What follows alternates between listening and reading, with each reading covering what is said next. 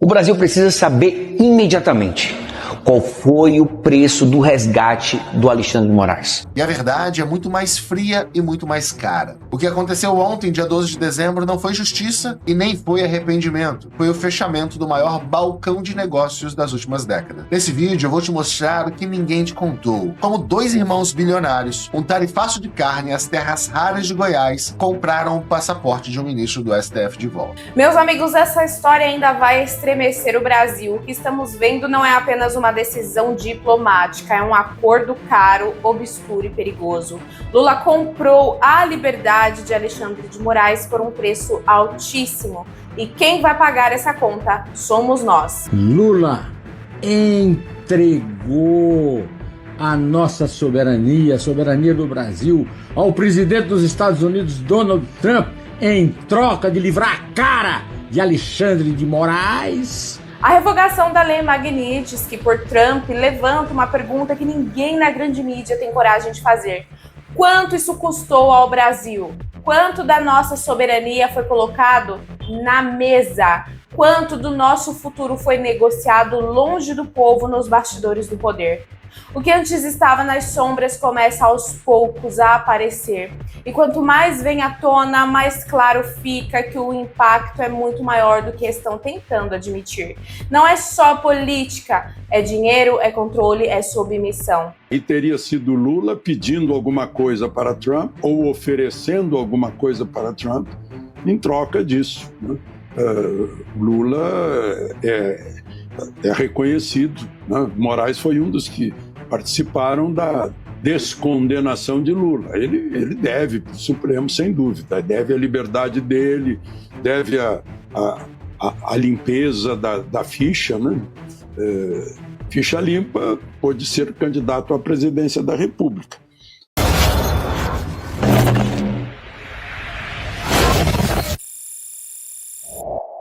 Sejam muito bem-vindos, eu sou a Ana Garcia, para quem ainda não me conhece, Descobrindo é Mais Que o Nome é minha missão, mas vocês já sabem disso. Atenção, meus amigos, atenção, no dia 24 de dezembro vou fazer um sorteio de R$1.000 ao vivo aqui no canal como forma de agradecer o carinho de todos vocês. E para participar é simples, clique no link que deixei no primeiro comentário fixado deste vídeo e me chama no WhatsApp que eu te explico tudo direitinho de como você pode participar. Não perca essa chance, eu te espero lá. Meus queridos amigos, não deixem de assistir este vídeo porque as informações estão simplesmente explosivas. Já deixa o seu like para fortalecer o canal, comenta aí com a sua opinião ou até com uma mensagem de apoio. Eu vou responder o máximo que eu conseguir, tá bom? E fica até o final para ajudar o YouTube a entregar esse conteúdo para mais pessoas. Compartilha nos grupos e com quem você confia. Isso me dá ainda mais força para continuar nessa missão. O Brasil precisa saber imediatamente qual foi o preço do resgate do Alexandre de Moraes. O que Lula entregou de patrimônio nacional nessa negociação? O Trump está defendendo os Estados Unidos. A Lei Magnitsky defende as empresas americanas. Agora, quem defende o Brasil? O Lula? Queremos saber se as nossas terras raras entraram na mesa. Ou se Lula voltou a jantar com Joelis Batista para entregar o setor de carnes em troca desse acordo. O governo vai colocar sigilo de 100 anos nisso também? Nós não vamos aceitar. Será que o desespero foi tão grande que o Lula entregou até o companheiro Maduro para livrar a cara do ministro? Imagina o que ele é capaz de fazer com a nossa soberania. O povo brasileiro precisa se unir aqui, agora. Nós temos que investigar de onde vieram os 130 milhões de contrato com a esposa do ministro Alexandre de Moraes. A nossa verdadeira Lei Magnitsky tem data marcada. É outubro de 26. Eu estou cobrando respostas. E você, tá comigo nessa?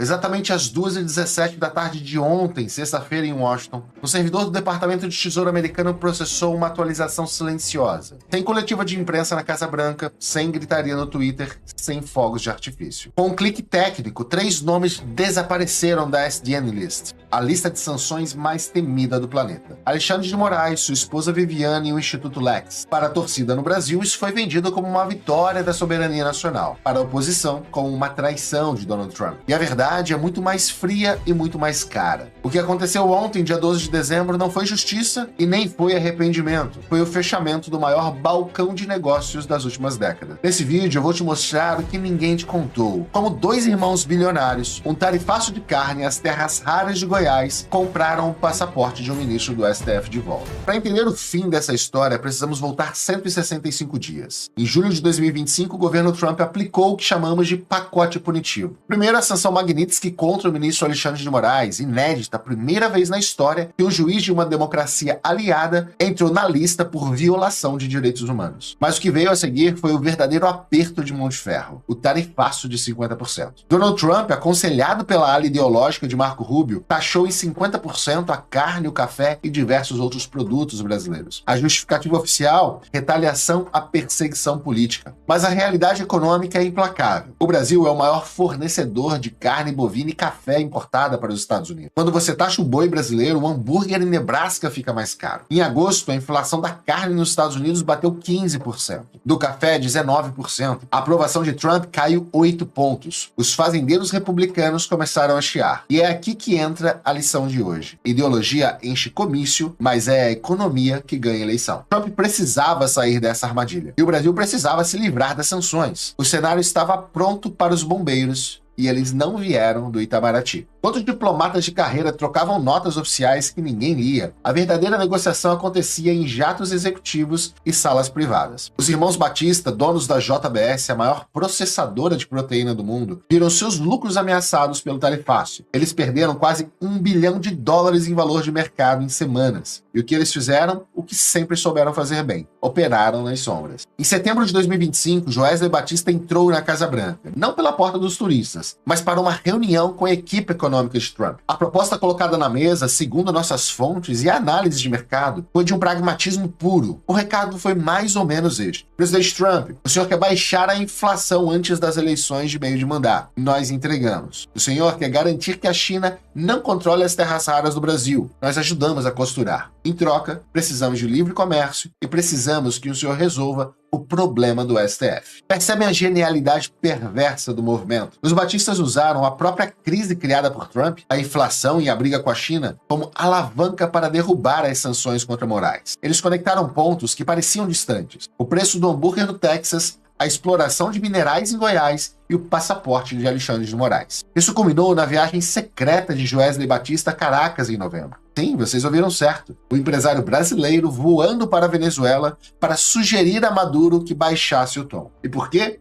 Porque Trump queria uma vitória na política externa sem precisar mandar os fuzileiros navais. O acordo foi costurado por bilionários, não por embaixadores. Mas, Davi, por que os Estados Unidos aceitariam tirar o nome de um violador de direitos humanos da lista, correndo o risco de parecerem fracos? A resposta está no seu bolso agora, o seu celular e nos mísseis da Highton. Estamos falando de terras raras. A China controla 95% do processamento desses minerais cruciais para baterias de carros elétricos e tecnologia militar. O Brasil tem 23% das reservas mundiais. A revogação da sanção Magnitsky foi o pagamento final de um pacote. Olhem o que está no pacote de dezembro. $465 milhões da Agência de Fomento Americana para a mineradora Serra Verde em Goiás. Tarifa zero retroativa para carne, café e outros produtos brasileiros. E, claro, a limpeza da ficha de Alexandre de Moraes. A lei americana permite revogar uma sanção Magnitsky por 4 motivos. 3 deles exigem que o sancionado mude de comportamento, pague reparações ou prove inocência. Moraes não fez nenhum dos 3. Ele não recuou 1 milímetro sequer. O Tesouro Americano usou a 4ª cláusula, interesse de segurança nacional. Traduzindo do juridiquês para o português claro, nós precisamos mais do nióbio e do neodímio brasileiro do que precisamos da nossa moralidade ideológica. A ala ideológica, liderada por Marco Rubio, esperneou. Eles queriam manter a pressão, mas a ala pragmática, a ala do American First Business, venceu. Trump trocou a cabeça de Moraes por baterias de Tesla e bife barato. Ok, Davi, entendi o jogo dos poderosos, mas o que isso muda na minha vida, aqui em São Paulo, Recife ou Porto Alegre? Muda muito, e o custo vai chegar na sua conta de luz. Como parte desse grande acordo de soberania, Empresas ligadas a esses negociadores, leia-se Grupo JF, receberam benesses estatais internas, como subsídios e energia, serão rateados na conta de todos os brasileiros pelos próximos 15 anos. Você pagou pela diplomacia de Joesley. Além disso, politicamente, o recado é devastador. O STF sai fortalecido. A narrativa de que o Brasil dobrou os Estados Unidos será usada exaustivamente na campanha eleitoral de 2026. Moraes volta a ser intocável, agora com um carimbo de aprovação implícito, ou pelo menos de indiferença da Casa Branca. Agora, para quem quer entender um pouco melhor como funciona essa geopolítica, a lição é outra: pragmatismo. Os Estados Unidos não têm amigos, têm interesses. Se amanhã for interessante para eles sancionar alguém do governo Lula, eles farão. Se depois de amanhã for interessante abraçar o governo Lula para conter a China, eles também farão. Não baseie a sua vida, seus investimentos ou seu plano B em ideologia política. Baseie-se na lei e na economia. Ontem, 12 de dezembro de 2025, o mundo viu que a Lei Magnitsky, criada em memória de um homem que morreu torturado lutando contra a corrupção, pode ser flexibilizada se o preço estiver certo. Para a diplomacia brasileira, foi um alívio. Para os irmãos Batista, foi o negócio do século. Para Donald Trump, foi uma jogada para garantir a eleição de meio de mandato no ano que vem. E para nós, simples mortais, resta a sobriedade de entender que no tabuleiro global somos apenas peças, não jogadores. A soberania que foi celebrada em Brasília custou muito caro. E ela nos lembra que a única soberania real que você pode ter é sobre a sua própria vida, seu patrimônio e o futuro da sua família. Não espere que bilionários ou políticos resolvam seus problemas em jatos executivos. Construa o seu próprio plano de liberdade. Lula entregou a nossa soberania, a soberania do Brasil, ao presidente dos Estados Unidos, Donald Trump, em troca de livrar a cara de Alexandre de Moraes nas sanções da Magnitsky. Concessão das nossas terras raras aos americanos. Liberdade plena, sem censura, às redes sociais. Isenção de impostos para as Big Techs. Colaboração no combate ao crime organizado. E, por fim, mas não por último, cair fora da aliança com os chineses por satélites para beneficiar Elon Musk, o amiguinho da Starlink. Anistia! O Lula vai anistiar o Bolsonaro e os bolsonaristas, a ponto do Flávio Bolsonaro considerar esse gesto gigantesco. Isso tudo foi no SBT para comemorar os 95 anos de Silvio Santos, que o Lula, numa mentira como é comum nos discursos dele, já misturou com o dia 13, sábado, aniversário de Alexandre de Moraes, 55 anos, que o Lula disse que eram 35. Pois então, agora eu vou completar, viu? Aniversário do ato institucional número 5, da ditadura militar, violência e brutalidade, sendo substituída pela violência e brutalidade agora da ditadura da toga. Alexandre, a gente não tem o contato ainda lá do pessoal de Manaus, mas sobre essa revogação da Magnitsky aplicada ao ministro Moraes, eu tenho 2 pontos, uma dúvida e uma certeza. A dúvida é, quando a Casa Branca informou ao STF, e a informação sim, que eles foram avisados antes, ela disse algo mais? Por exemplo, a Magnitsky está revogada, mas no sentido de impor alguma condição. Ou, olha, a Magnitsky está revogada e precisamos que... Ou não disse nada.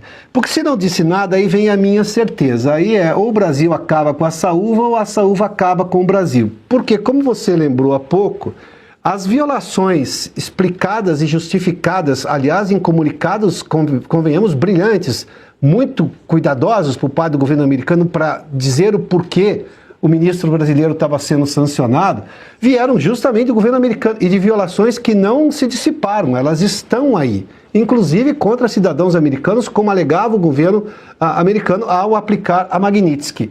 Ou seja, nós temos uma realidade que ou o Brasil agora fica sozinho nesta luta diante de fatos que são incontroversos, ou os Estados Unidos impuseram alguma coisa, ou pelo menos condicionaram alguma coisa. Não há informações sobre isso até agora, não, evidentemente, informações asseguradas. ou nós cedemos em alguma coisa. Eu estou lembrando aqui de Getúlio Vargas querendo uma boa siderúrgica, uma volta redonda, uma aciaria. Aí nós entramos na guerra e ganhamos a siderúrgica, além de ganharmos muitos navios, etc. Muitos navios. Não sei se houve algum tipo de negociação nisso, né? Aí teria sido Lula pedindo alguma coisa para Trump ou oferecendo alguma coisa para Trump em troca disso, né? Lula é reconhecido, né? Moraes foi um dos que participaram da descondenação de Lula. Ele deve para o Supremo, sem dúvida, deve a liberdade dele, deve a limpeza da ficha, né? Ficha limpa, pode ser candidato à presidência da República. Não sei se foi isso, né? Agora, o fato é esse, que você está preocupado, Piotr, agora vamos ficar só com o contrato da Master, as agressões à Constituição, o inquérito do fim do mundo. Isso não é só, né?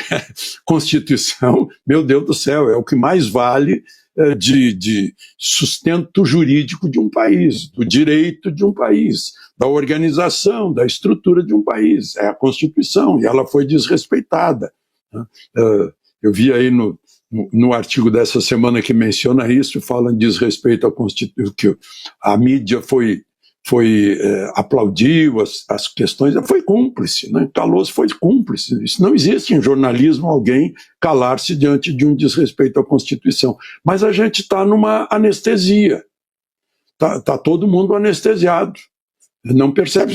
Basta ver esse contrato de 3.600.000 por mês, que é uma aberração, mas ele é muito eloquente, ele fala por si, ele não precisa de adjetivos. Esse contrato já é um substantivo, é uma voz gritante, gigantesca, mas ninguém ouve. Há uma anestesia esperando por Trump, né? Tem outros que esperam, eu vou rezar. Pode rezar, vai fazer bem para você. Agora, para fazer para o país, Deus é pai de todos os lados, de todas as ideologias políticas, né? Não vai se meter nessa. É uma questão que nós, o povo, né? Nós, a origem do poder, temos que decidir. E, infelizmente, o poder legislativo está encolhido. Basta ver todos os episódios que a gente tem visto aí nesses últimos tempos. Está encolhido por quê? Porque tem culpa em cartório. Porque o Supremo julga deputados e senadores. Agora fazem de tudo para que senadores não julguem ministros do Supremo. Inclusive, presidentes Pacheco e Alcolumbre sentam-se em cima dos requerimentos e não dão a mínima para os representantes do povo, dos estados, deputados, senadores, aqueles que apresentam requerimentos de impeachment. Essa é a situação. Nós estamos com medo de atravessar o Rubicon. Não chegaremos a Roma, nem ao direito romano. Alexandre, você tocou num ponto aí de estarmos anestesiados. Eu tenho uma informação que o governo brasileiro nunca de fato teria apresentado como condição para abusar do latim sine qua non aqui, ou seja, ou é isso ou a gente não senta na mesa.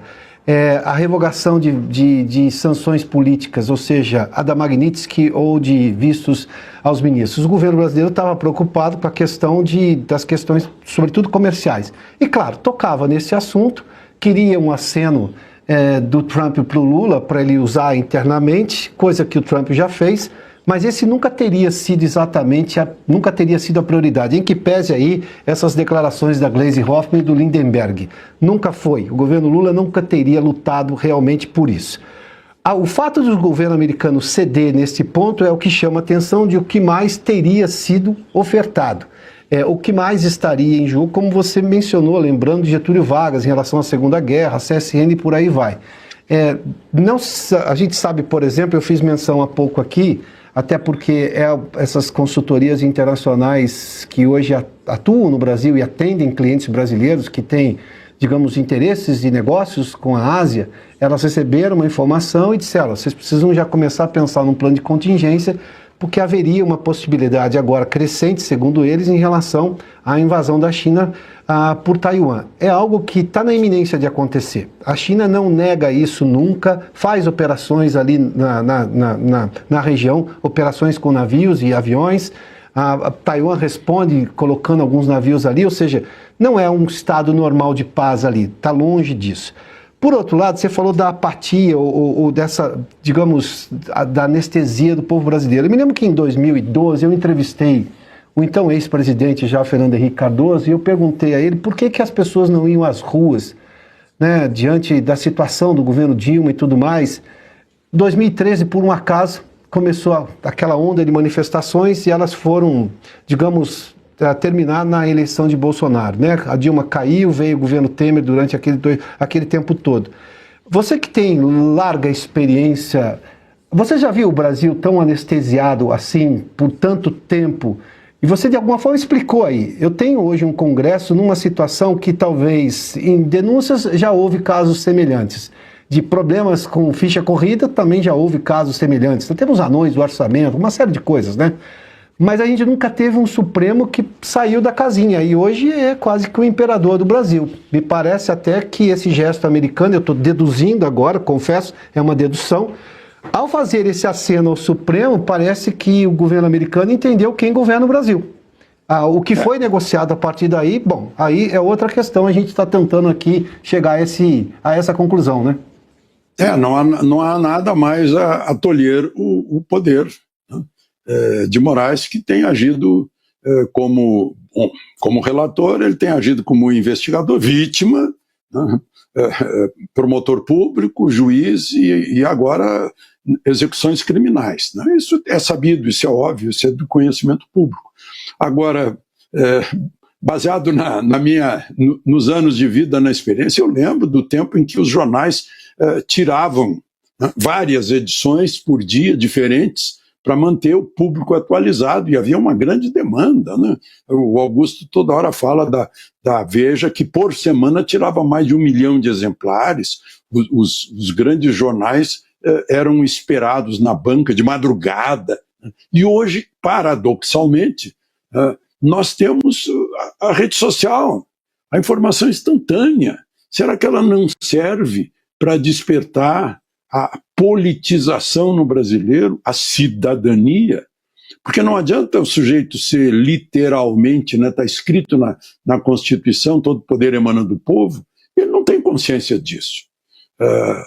A maior parte do povo brasileiro não tem consciência disso. A Branca leu aí uma parte do meu artigo, 45% da população ativa está vivendo de dinheiro dos outros, do imposto pago pelos outros. Né? E, portanto, são servos, são escravos, são o quê? Né?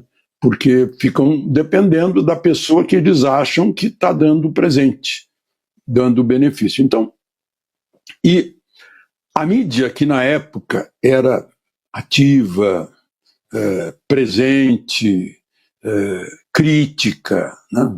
Cito de novo o Milor Fernandes, a natureza do jornalismo é a crítica, é a oposição. O contrário é secos e molhados. Áulicos são da corte para aplaudir. Mas hoje estão tão amarrados. Houve uma decadência financeira de grandes órgãos, né? E aí precisam de propaganda do governo. Ora, governo não precisa de propaganda, basta prestar bons serviços públicos. Mas as verbas de propaganda crescem para sustentar. Tem que pagar agora o 13º, a folha de pagamento do fim do mês de muitos jornais, emissoras, etc. E aí é isso. E aí deixam de lado a sua necessidade de informar.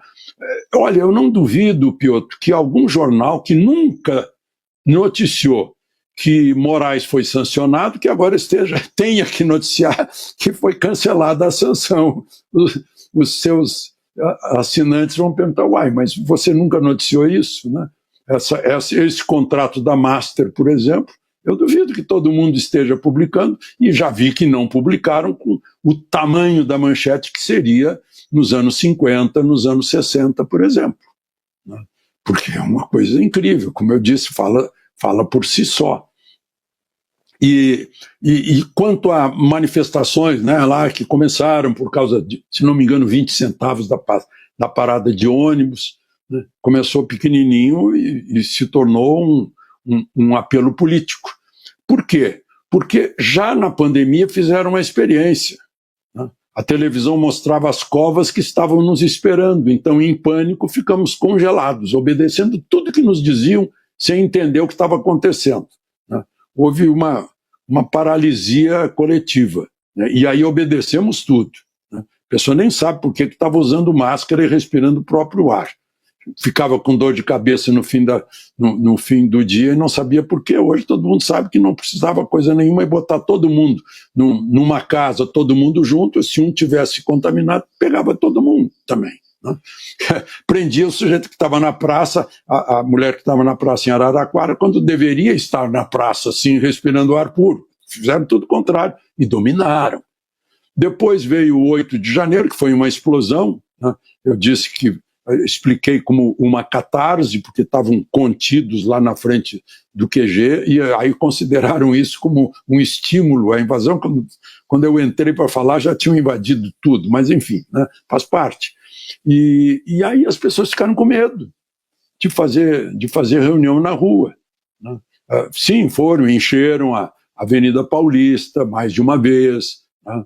Fizeram manifestações, mas está todo mundo com receio, todo mundo com medo, está com medo de falar alguma coisa, de escrever alguma coisa. Esse medo contraria o que está escrito na Constituição, no artigo 5º, no artigo 220, liberdade de expressão.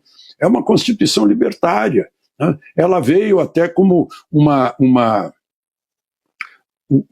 diástole depois da sístole dos anos de governo militar. Né? Foi em 88, inclusive o José Genuíno certa vez me disse: puxa, se a gente soubesse que ia cair o Muro de Berlim, a gente ainda teria feito uma Constituição diferente. Mas a Constituição garante liberdade de expressão e todas as demais liberdades. E que, no entanto, estão, como a própria Magnitsky justificou, estão sendo contidas, né? Olha, em lugar em que há contenção da liberdade é porque não há democracia. Então, é isso que a gente está vendo, e agora parece que os Estados Unidos dão um sinal: ó, é com vocês, resolvam aí, eu não estou para ser o anjo exterminador que vai fazer as coisas que o Congresso do Brasil, o Poder Legislativo, os representantes do povo deveriam fazer. Meus amigos, essa história ainda vai sacudir o Brasil como poucos episódios da nossa história recente.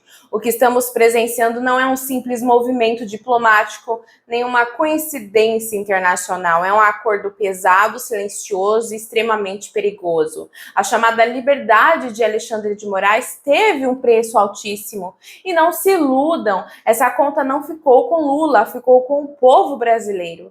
A revogação da Lei Magnitsky por Trump escancara uma pergunta que a grande mídia finge não enxergar.